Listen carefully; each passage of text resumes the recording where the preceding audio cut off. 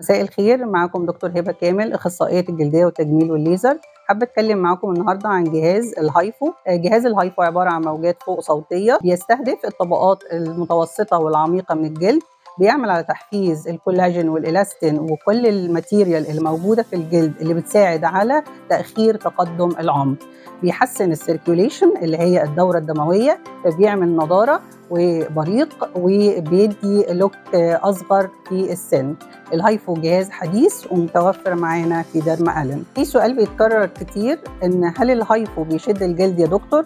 ايوه، الهايفو بيشد الجلد عن طريق ان هو موجات فوق صوتيه تستهدف الطبقات المتوسطه والعميقه جوه الجلد، فبتعمل على زياده وتحسين الالاستين والكولاجين، فبيحصل فعلا شد للجلد. جهاز الهايفو بيتكون من 3 كارتليج. الكارتليج دول كل واحده ليها سايز، كل سايز بيبقى خاص بحاجه معينه بنشتغلها. الكارتليج الاولاني اللي هو رقم 3 بيستهدف التجاعيد الرفيعه والبسيطه اللي موجوده في الوجه.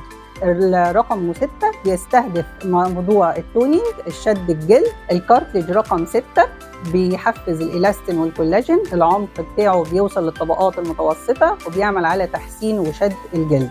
الكارتليج رقم 9 هو المسؤول عن تدويب أو تفتيت الدهون، وده بنستخدمه في منطقة الدبل تشين لتخسيس منطقة اللو.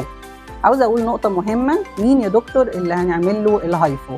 بنعمل الهايفو للناس اللي عمرها بلس 35، اللي هم أكبر من 35، علشان الهايفو بيستهدف الطبقات زي ما اتفقنا قبل كده العميقة والمتوسطة، وبيعمل حاجة اسمها ماسل فايبروزيس.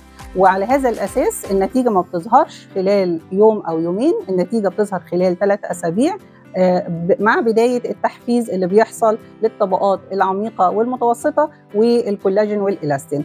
فعلى هذا الأساس جلسة هايفو واحدة مش كفاية، ممكن تبقى جلستين ل3 ماكسيموم، وفي نفس الوقت العمر أكتر من 35. لو حابين تعرفوا أكتر معلومات عن الجلدية والتجميل والليزر، تابعونا على صفحات السوشيال ميديا.